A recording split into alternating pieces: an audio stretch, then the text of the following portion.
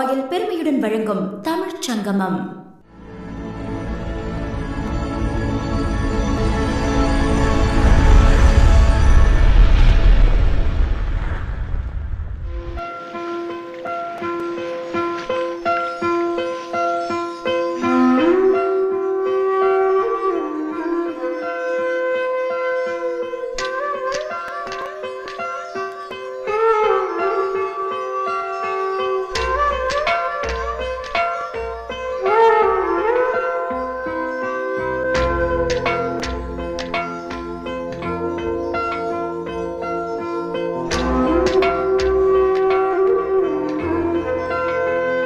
எல்லா புகழும் இறைவனுக்கே, வெற்றி நிச்சயம். வணக்கம் சார். வணக்கம் சார். தமிழ் சங்கம் என்ற நிகழ்ச்சிக்காக உங்களை தேடி நாங்கள் வந்திருக்கோம். உங்களை பற்றி நாங்கள் நிறைய கேள்விப்பட்டோம். ஆனால் மக்களுக்கு உங்களை பற்றி கொஞ்சம் எங்களுக்கு சொல்லுங்களேன். நான் வந்து உப்பாங்க தோட்டத்தில் பிறந்து துங்குப்புத்தரசு பாலிங் கிடையாது. நான் படித்தேன். சென்ற 6 வரைக்கும் தான் நான் படிச்சிருக்கேன். படிச்சிட்ட பிறகு அதற்கு பிறகு என்ன எங்கள் தாப்பனா வந்து என்னை வந்து 6வது வரைக்கும் தான் என்னை படிக்க வைக்க முடிச்சு. அவங்களால நண்பர் ஒருத்தர் சொன்னார், பினாங்கில் வேலை இருக்குது, நீ ஏன் இந்தியா ஸ்டோர் கடைக்கு நீ போகலாமேன்னு சொல்லி சொன்னோன்னா, அப்புறம் சரி நம்ம கிராமத்தில் இருக்கிறத விட நம்ம பினாங்கி டவுனில் போயிருக்கலாமேன்னு சொல்லிட்டு பினாங்கிக்கு வந்தேன். பினாங்கி வந்து அதே வந்து இந்தியா ஸ்டோர்னு ஒரு கடையில் 30 சம்பளம் தான் வேலைக்கு செஞ்சுருந்தேன். 30 வரைக்கும் வேலை செஞ்சுருக்கும் போது நான் வேலை செய்வேன். அது வந்து ஃப்ரீ போட்டேன். அந்த டைமில் ஃப்ரீ போட்டோம்னா நான் இரவு போகிறோம் நல்லா வேலை பார்ப்போம். அப்போ வந்து சிதம்பரம் கப்பல், ரஜிலா கப்பல் வந்து இந்தியாவிலேருந்து வரும். இந்தியாவிலேருந்து சிங்கப்பூர் வந்து கிளான் பினாங்கி 3வது போட்டோம். பிள்ளைகள் யாருன்னு காலையில் 7 மணிக்கெல்லாம் பேசஞ்சர்லாம் இறக்கி விடுவாங்க. 12 மணிக்கெல்லாம் கப்பல் மறுபடியும் கிளம்பிடும். 12 மணிக்கு கிளம்பினாக்கா அப்போ இந்தியா கூட்டத்தை பார்த்தீங்கன்னா குறைஞ்சது ஒரு 1000 பேசஞ்சர் வந்துட்டு இருப்பாங்க. வந்துட்டு எல்லா இடத்தும் மலையாளத்துக்காரர், கேரளாக்காரங்க, இந்தியாக்காரங்க ஃபுல்லாக இங்கே வந்துட்டு நிறையா ஜாமான் வாங்கிட்டு போகும். ஒரு கடைக்கு அப்போ நல்லா வியாபாரம் நடக்கும். எனக்கு அந்த முதலாளி இந்தியா ஸ்டோர் முதலாளி நான் வேலை பார்த்துட்டு இருக்கும்போது அவர் என்ன சொன்னார்னா, அவர் மகன்களும் அவங்க இருந்தாங்க. அவருக்கு உடல் முடியாதனால அவர் என்ன சொன்னார், 1977 அந்த கடையை நமக்கு கொடுத்தாரு. இந்த கடையை வச்சு நடத்துங்கன்னு சொல்லும் போது நான் என்ன சொன்னேன்னா, சரி சார், என்கிட்ட பணம் இல்லையே தம்பி, நீ உன்னால் எப்போ முடியுமோ நீ அந்த மாதிரி அனுப்பு. என் மேலே அவ்வளோ நம்பிக்கை அவருக்கு. ஏன்னா நான் அவர்கிட்ட 7 வருஷமாக வேலை பார்த்ததுனால அவர் என்ன சொன்னேன், சரி முன்னால் முடியுமா கூட சொல்லிட்டு அந்த கடையை மட்டும் ஒப்படைச்சோன்னே. அப்போ அந்த காலத்து வந்து ஃப்ரீ போட்டாக இருக்கும்போது குத்து வழக்கு அப்புறம் மாதத்துக்கு என் கையிலேயும் காசு இல்லை பாருங்க. நான் வந்து 30 சம்பளத்துக்கு வேலை செஞ்சு என்னை நம்பி வந்து ஒரு 5 பேர் எனக்கு உதவி செஞ்சாங்க அந்த காலத்தில். ஆனால் அந்த காலத்தில் நானே நம்பிக்கையாக இருந்ததுனால அவங்க கொடுத்த ஊக்குவிப்பு தான், அவங்க சொன்ன ஆதரவு பண்ணதுனால 5 பேர் நல்லா கொடுத்ததுனால அந்த நேரத்தில் வந்து நல்லா செட்டு கிடைக்கும் பாருங்கள். ஒரு வெளியே விற்றா கூட ஒரு 10 காசு ஏதாவது நமக்கு கிடைக்கும், நம்ம ப்ராஃபிட் கிடைக்கும். இப்போ உள்ள காலத்தில் வந்து உள்ளதுக்கும் அப்போ உள்ளதுக்கும் ரொம்ப வித்தியாசம்.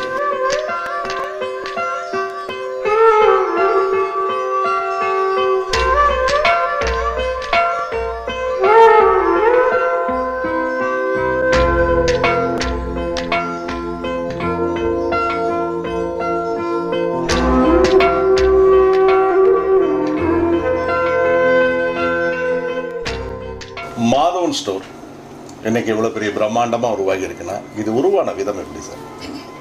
மாதவன் ஸ்டோர் உருவானது எப்படின்னா, நான் வந்து நம்பிக்கை, மக்களை வந்து என் மேலே நம்பிக்கை வச்சதுனால, மக்களோட ஆதரவுனால தான் இந்த அளவுக்கு முன்னேறி வந்திருக்கேன். தவிர நம்ம ஒரு ஆணவம் அந்த இது கண்டி நம்ம கையில் இருந்துச்சுன்னா எதுவுமே யாருமே சரியாக வர முடியாது பாருங்க. நம்ம கஷ்டப்பட்டேன் என்ன வேணும்னா, 30 வரையும் நான் சம்பளத்துக்கு வேலை செஞ்சதுனால அந்த 30 கஷ்டம்னா என்னன்னு நம்ம தெரியும் பாருங்க. அதே மாதிரி நாங்கள் குழந்தைக்கு பிறந்தப்போ கூட 100 வழி கூட வச்சுட்டு மனைவி அப்போ எனக்கு கல்யாணம் பண்ணவர் கூட 240 வழி சம்பளம் எடுத்து கூட வீட்டில் அப்போ வந்து 100 வழி மிச்சம் பண்ணுவாங்க. நான் ரொம்ப ப்ராஃபிட், ரொம்ப லாபம் வச்சு வியாபாரம் பண்ண மாட்டோம். மக்கள் நமக்கு வேணும். நான் இன்றைக்கி ஒரு நாள் 10 வழி கூட சம்பாதிக்க முடியும். அதே மாதிரி ஒரு வழியாக 2 வழியாக சம்பாதிச்சா கூட நாளைக்கு 10 நாள் 10 மக்கள்கிட்ட போய் சொல்லி மக்களோட ஆதரவு இருந்தால் தான் நம்ம முன்னேறி வர முடியும்.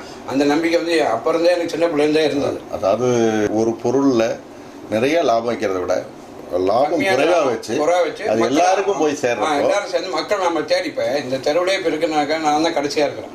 எனக்கு முன்னாடியே மக்கள் சில வரமே எனக்கு மாதம் சொன்னால் இதாக இருக்கும்.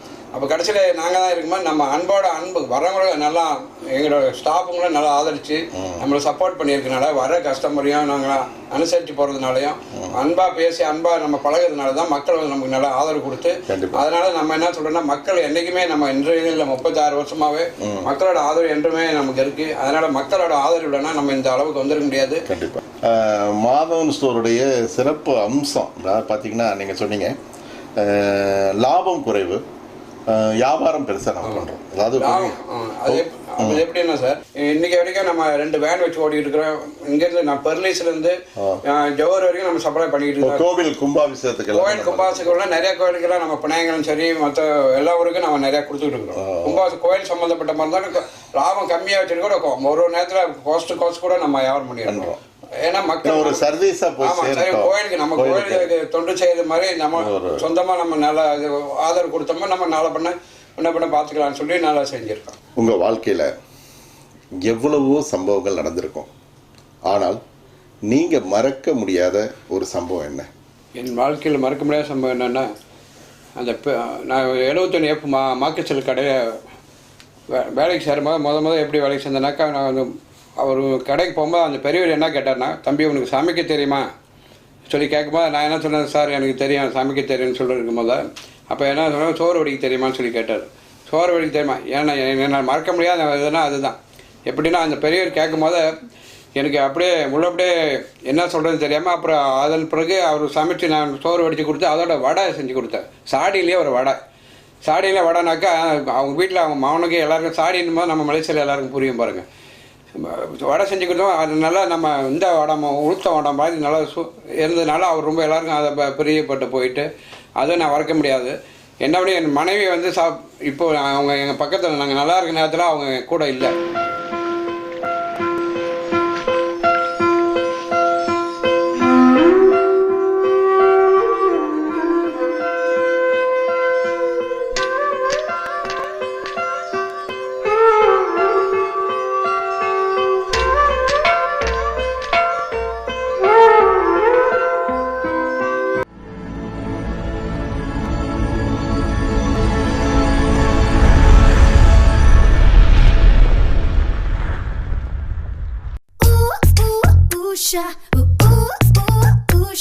இதுதான் ஒவ்வொரு நாளும், இதுதான் எப்போதும். சமையல் என்ன என்றாலே உஷாதான் வேண்டும். உஷா உற்சாகம் உஷா உஷா சந்தோஷம் Usha Usha sunflower oil. Usha sunflower oil, உற்சாகம் ஒவ்வொரு நாளும். உஷா. சின்னத்திரை நடிகர்கள், நடன கலைஞர்கள் என பல்சுவை நிகழ்ச்சிகள் வித்தியாசமான முறையில் நடத்தி தரப்படும். அரிமா சங்கங்கள், ரோட்டரி சங்கங்கள் நிதி திரட்டும் நிகழ்ச்சிக்கு சிறந்த முறையில் நிகழ்ச்சி செய்து தரப்படும். நிகழ்ச்சி தொடர்புக்கு Janani K Balu, Sri Aishwarya Janani creations, mobile 9843041777. அக்ரஹார வீதி திவாலா சில்க்ஸ் பெருமையுடன் அறிமுகம் செய்கிறது கோலம் சேலைகள். பட்டை போன்றே பிரம்மாண்டம், பட்டை போன்றே கலனியமிக்க கோலம் சேலைகள். விலை உயர்ந்த பட்டு சேலைகள் போலவே காணப்படும் கோலம் சில்க் சேலைகள் இப்பொழுது உங்கள் திவாலா சில்க்ஸில் புதியதாக விரிவுபடுத்தப்பட்டுள்ள தனி பிரிவில் எங்கும் கிடைக்காத புதிய கலெக்ஷன்களில் கிடைக்கிறது. திவாலா சில்க்ஸ் புதிதாக விரிவுபடுத்தப்பட்டுள்ள பிரம்மாண்ட ஷோரூம், அக்ரஹார வீதி, ஈரோடு. இதுதான் ஒவ்வொரு நாளும், இதுதான் எப்போதும். உஷா உற்சாகம் Usha Usha sunflower oil. Usha sunflower oil, உற்சாகம் ஒவ்வொரு நாளும். உஷா.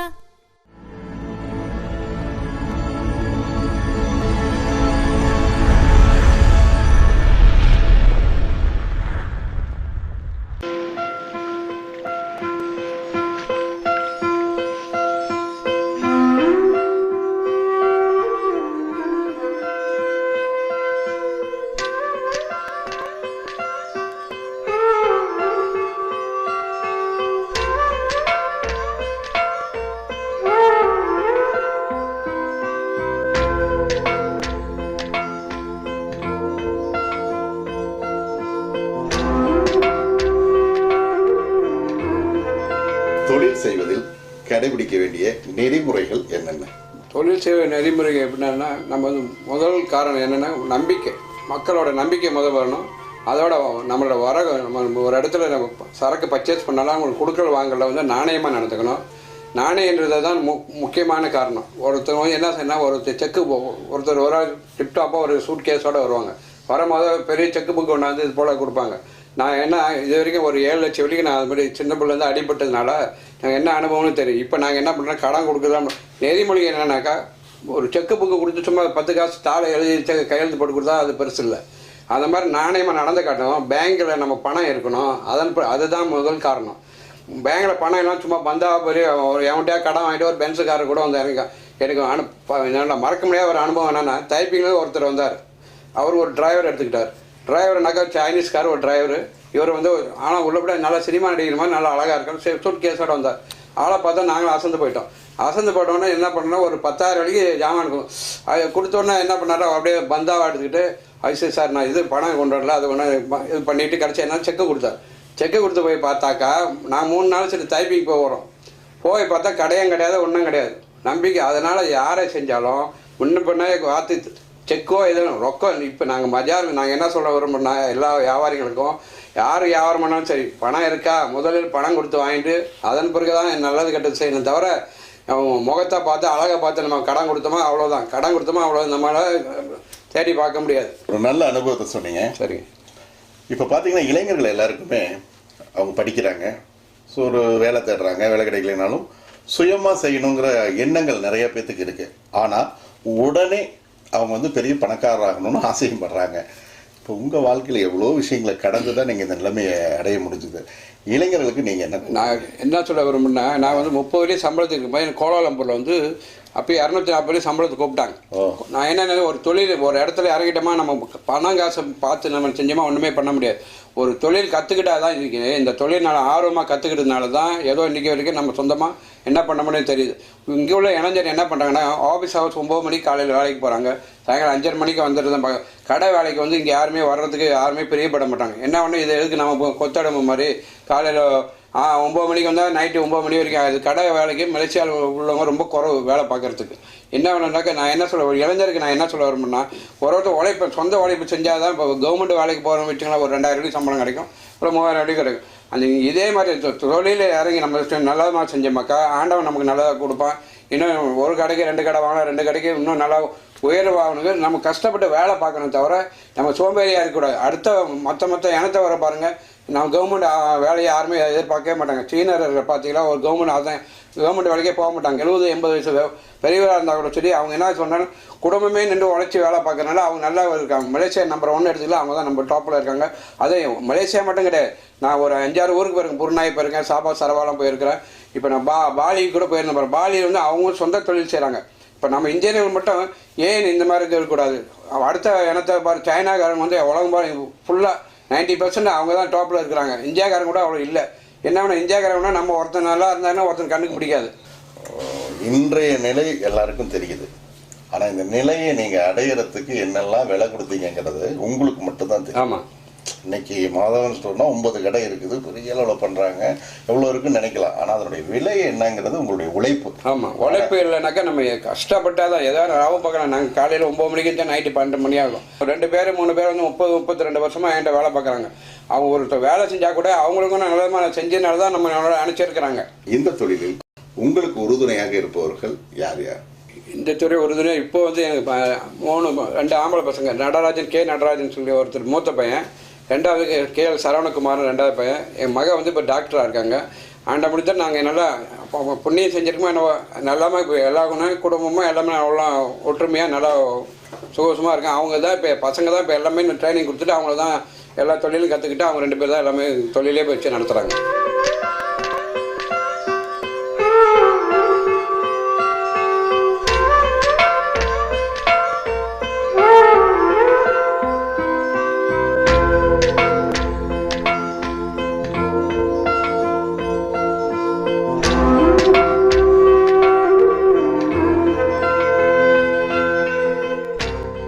வணக்கம் சார். வணக்கம் சார். தமிழ் சங்கம் நிகழ்ச்சிக்காக அப்பா வந்து பேட்டி எடுத்தப்போ அவர் சொன்னார், இன்றைக்கு இந்த நிறுவனம் எவ்வளோ தூரம் வளர்ந்துருக்குன்னா அவருடைய உழைப்பு, உண்மை, நேர்மை இதில் தான் வந்திருக்காரு. உறுதுணையாக நீங்கள்லாம் இருக்கீங்கன்னு அவர் சொன்னார். உங்கள் பேர் என்ன? என் பேர் வந்து சரவணகுமார். சரவணகுமார். சரவணகுமார், நீங்கள் எவ்வளோ படிச்சிருக்கீங்க? நீங்கள் இந்த துறைக்கு எப்போ வந்தீங்க? அப்பாவுக்கு எப்படி நீங்கள் பக்கபலமாக இருக்கீங்க? உங்களுடைய பார்வையில் இந்த வியாபாரத்தை நீங்கள் எப்படி பண்ணுறீங்க?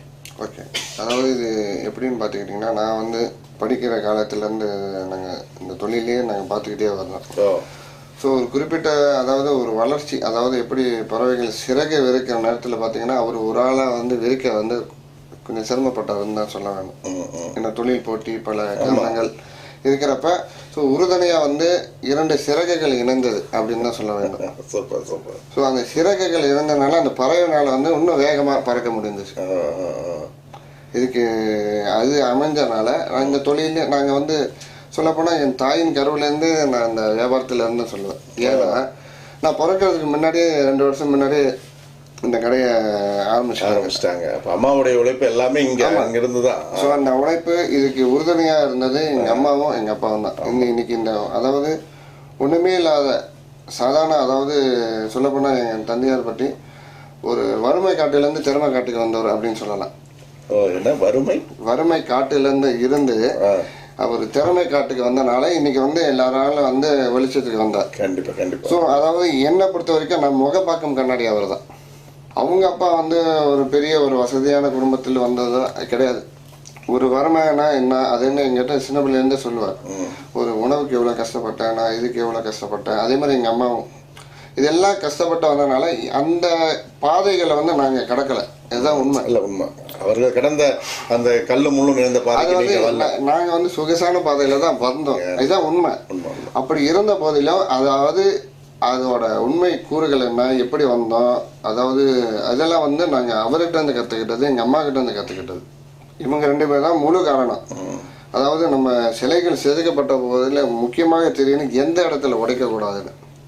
அப்போதான் வந்து அந்த சிலை முழுமை அடையும். இன்னைக்கு வந்து இந்த நிறுவனம் வந்து நாங்கள் இந்த அளவுக்கு இருந்த காரணம் வந்து 2 உளியாக எங்கள் தாய் தந்தை இருந்தனால தான் நாங்கள் இந்த அளவுக்கு வந்தோம்.